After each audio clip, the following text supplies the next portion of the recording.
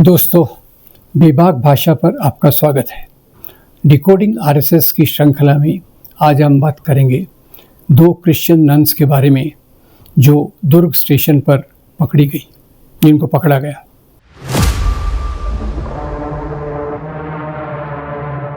क्या हुआ था?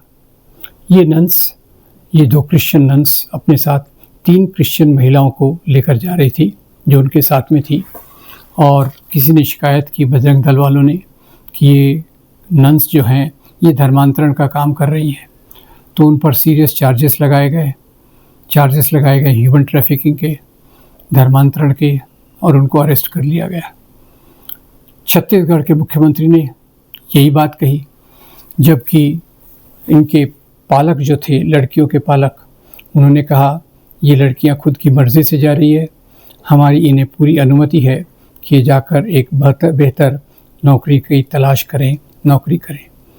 अब ये जो क्रिश्चियन मिशनरीज़ पर इस प्रकार से अलग अलग प्रकार के बेबुनियाद आरोप लगाए जाते हैं, ये एक एंटी क्रिश्चियन वायलेंस, क्रिश्चियंस के विरोध में होने वाली प्रताड़ना, हिंसा का एक भाग है।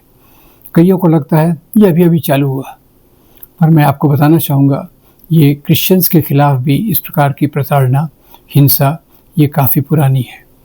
1990 के दशक से इसकी शुरुआत हुई थी, जब 1995 में इंदौर में रानी मारिया की हत्या की गई।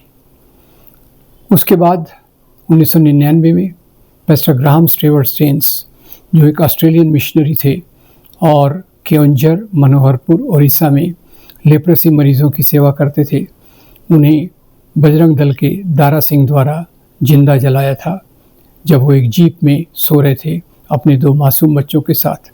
दारा सिंह ये बजरंग दल का कार्यकर्ता था और उसने लोगों को भड़काया कि ये पास्टर मिशनरी जो ऑस्ट्रेलिया से आया है, ये वास्तव में तो धर्मांतरण के काम के लिए आया है। उस समय एनडीए की सरकार थी, जिसमें बीजेपी मुख्य घटक था, अटल बिहारी वाजपेयी प्रधानमंत्री थे, लाल कृष्ण आडवाणी गृह मंत्री थे। उन्होंने तुरंत 3 कैबिनेट मिनिस्टर्स को भेजा उड़ीसा की इस घटना की जांच के लिए, और वो 3 कैबिनेट मिनिस्टर्स, जिनमें नवीन पटनायक, मुरली मनोहर जोशी और जॉर्ज फर्नांडिस थे, उन्होंने कहा ये तो भाई एक अंतर्राष्ट्रीय साजिश है जिसके तहत ये दर्दनाक घटना हुई है। उस समय डॉक्टर KR नारायणन हमारे राष्ट्रपति थे।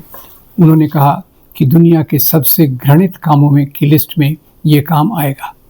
तो बाद में वाधवा कमीशन ने रिपोर्ट दी कि इस जलाने के पीछे, इस घृणित काम के पीछे आरएसएस के सदस्य, बजरंग दल के सदस्य दारा सिंह का हाथ था। दारा सिंह को मौत की सज़ा हुई, पर उसको माफ़ करके आज वो आजन्म कारावास में बदल दिया गया।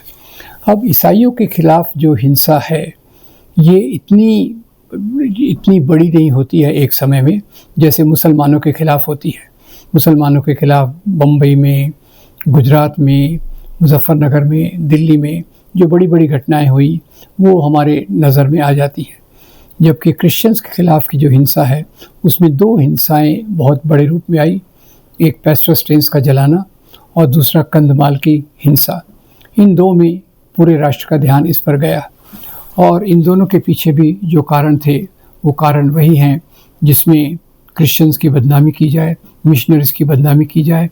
जैसे केओंझर, मनोहरपुर में पास्टर स्टेन्स को धर्मांतरण के नाम पर जलाया गया, वैसे ही कंधमाल की 2008 की घटना भी बहुत ही भयंकर थी, जिसमें करीब 100 क्रिश्चियंस मारे गए और कई चर्चेस को नुकसान पहुंचाया गया। हुआ यूं था कि स्वामी लक्ष्मणानंद, जो विश्व हिंदू परिषद के सदस्य थे और जो वहाँ वनवासी कल्याण आश्रम में काम कर रहे थे, उनकी हत्या कुछ लोगों ने की जो क्रिश्चियन नहीं थे। अब उनका जुलूस निकाला गया, मृत्यु का शव का जुलूस निकाला गया और दंगे भड़काए गए, जिसमें ये कंधमाल की भयंकर घटना हुई। वैसे भी ये घटनाएं जो आदिवासियों क्षेत्रों में क्रिश्चियंस के खिलाफ होती हैं, ये छुटपुट घटनाएं होती रहती हैं। कहीं किसी पास्टर को मारना, किसी नन को मारना, इस कारण से, इस बहाने से कि वो धर्मांतरण का काम कर रहे हैं। कोई भी प्रार्थना सभा को जाके अटैक करना कि भाई ये धर्मांतरण के लिए मीटिंग चल रही है, ये एक आम बात हो गई है। इसके ऊपर अभी एक और बात आ गई है, और वो बात ये है कि इन क्रिश्चियंस को इनके जो कब्रगाह हैं, इनके कब्रगाह में भी आसानी से दफनाने की अनुमति नहीं दी जाती। ये एक नया मामला आ गया है। इस प्रकार की कुछ घटनाएं छत्तीसगढ़ में आई हैं, कुछ घटनाएं उड़ीसा में आई हैं। तो ये 2 मुद्दे हैं। और तीसरे, इसी के साथ साथ जो बाकी क्रिश्चियन मिशनरीज़ काम करते हैं, उनको अलग अलग तरीक़ों से निशाने पर लाकर उन्हें प्रताड़ना दी जाती है। अब ये जो प्रोपेगेंडा है कि क्रिश्चियन मिशनरीज़ यहाँ धर्मांतरण कर रहे हैं, तो उसका एक थोड़ा स्टैटिस्टिक्स देख लिया जाए। भारत में ईसाई धर्म करीब 2000 साल पुराना है। सन 52 में पेस्टर एक स्वामी थे जिन्होंने मलाबार तट पर चर्च बनाया। उनका नाम था सेंट थॉमस। सेंट थॉमस ने ये चर्च की स्थापना की। तब से यहाँ क्रिश्चियन समाज बढ़ रहा है और आज जनसंख्या गणना के अनुसार उनकी जो संख्या है वह 2.3। उसी के साथ साथ आपको बता दूं, 1971 में क्रिश्चियंस की जनसंख्या थी 2.6 और 2011 में जो लास्ट सेंसस हुआ था उसमें उनकी जो संख्या थी वो 2.3।